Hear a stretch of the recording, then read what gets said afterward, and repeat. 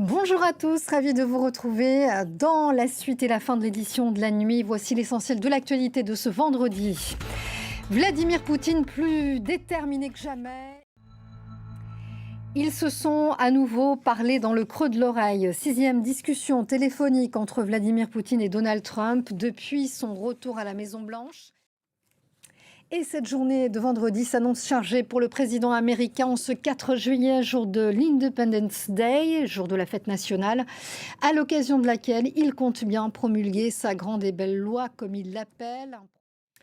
L'actualité, c'est aussi la France qui hausse le ton face à l'Iran dans l'affaire Cécile Collère et Jacques Paris, détenus depuis 3 ans à Téhéran. Emmanuel Macron brandit la menace de mesures de rétorsion. On en vient maintenant à cette tournée en Europe du chef de la diplomatie chinoise. Après l'Allemagne, la Belgique, il est en France ce vendredi, rencontre prévue avec son homologue Jean-Noël Barrot.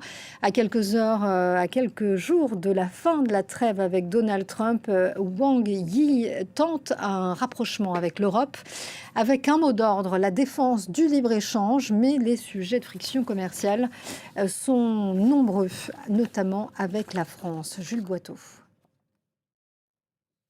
En France, la situation en Israël était au cœur du 39e dîner du CRIF, le Conseil représentatif des institutions juives de France. Invité d'honneur François Bayrou.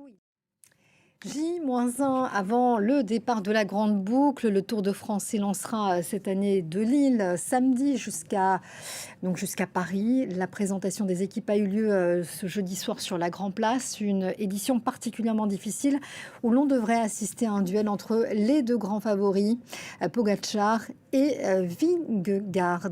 Jules Boiteau. Et il est temps maintenant de jeter un œil à l'actualité que vous pourrez suivre ce vendredi sur notre antenne. Alors tout d'abord, nous vous en parlions dans ce journal, la visite à Paris de Wang Yi. Voilà pour l'agenda. Et puis, bien sûr, comme tous les ans, il y aura aussi du suspense, de l'émotion devant les résultats du baccalauréat. C'est aussi ce vendredi. C'est la fin de ce journal, fin de l'édition de la nuit. Le prochain journal, c'est dans 15 minutes. Restez avec nous sur France 24 et sur France Info. À très vite.